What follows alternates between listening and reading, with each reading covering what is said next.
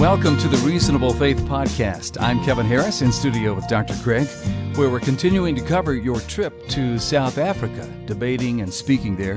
Very exciting for Reasonable Faith to be there, as many say that some long-term effects for the truth of the claims of Christ were really put in place, Bill.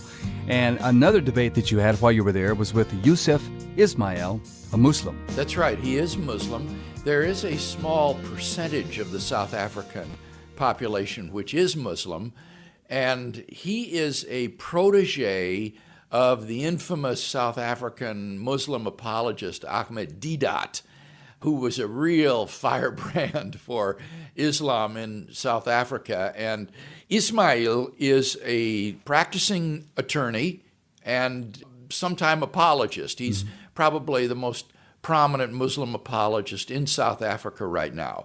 And so when my hosts invited me to come to South Africa, they thought that having a debate with a Muslim and contrasting the Muslim view with the Christian view would be something that would be a good way of reaching out to Muslims. So this debate was held in a fairly large church in a section of Cape Town that is on the side of the city where there's a good deal of Muslims. There's a large Muslim population. And so the audience that night had several hundred Muslims there, all dressed in different sorts of colorful garb, and as well as hundreds of Christians. There were about 1,000 people in all that packed into this hall to hear the debate. And it was funny, Kevin, because as I was speaking and seeing the Muslims and hearing sometimes them chant and so forth, I thought to myself, boy, it really looks like there's a lot of African Muslims here tonight.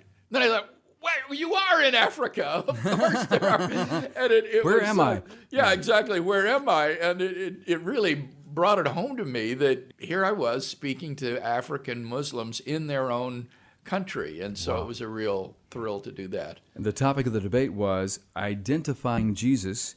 Is he man or both man and God? Right. That topic was the result of a long negotiation. Mr. Ismail wanted to debate on identifying Jesus. Is he man or God? And I thought this is an unacceptable topic because it just plays right into the Muslim misconception of who Jesus is. It's a false dichotomy to say Jesus man or God, because as Christians, we believe that he is fully human or truly human. We believe that he's truly man and truly God. So to set up that false dichotomy, is he man or God, already is buying into a Muslim view where these are mutually exclusive categories. And if you demonstrate the humanity of Jesus, then you've automatically excluded his divinity. And so I didn't want to fall into that trap and insisted that we have a debate on is Jesus human and divine or something of that sort.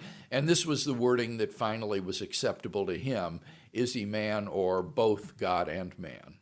Good move, because the most heated debates that you often see on the internet and in public with Muslims on Jesus, and they will begin to be very vehement about God has no partners and there is none other like God. And it is a confusion that God doesn't go to the bathroom and yes, and things like that. And so that just stirs up this fever. Exactly. And so they think that if you demonstrate Jesus' weakness, his spatially being confined, his being confined in time, his mortality, his ignorance, or even as you say, Kevin, is going to the toilet, they think that by demonstrating his true humanity, you have thereby demonstrated that he's not God. Whereas from a Christian point of view, that's just a complete non sequitur, because of all those things do is demonstrate his true humanity, which we wholeheartedly accept. Indeed, it's a heresy to deny the true humanity of Christ. That's right. Now, did you speak first? Yes, I did go first in this debate. Because I would think, Bill, that this would be an opportunity for you to really kind of lay this out, what you just laid out for us. So yes, tell us what you it did help me to set the tone for the debate by saying, in order for him to demonstrate that Jesus is not God, he has to do more than demonstrate that Jesus is human, because I agree with that. He needs to show that there's no good reason to think that he's divine. And what I need to do, for my part, is to show that there are good reasons to think that Jesus was not merely human, but also divine. And so it helped to set out exactly where our respective burdens of proof lay, what each of us had to do. My opening case was that Jesus made several indisputably authentic claims that demonstrate his radical divine human self-consciousness. And I appealed here to the parable of the vineyard, where Jesus claims to be the only unique beloved Son of God. Secondly, to his saying in Matthew 11:27 about him being the absolute revelation of God the Father and the Son of God. And then finally, his saying about being the Son of Man, prophesied by the prophet Daniel.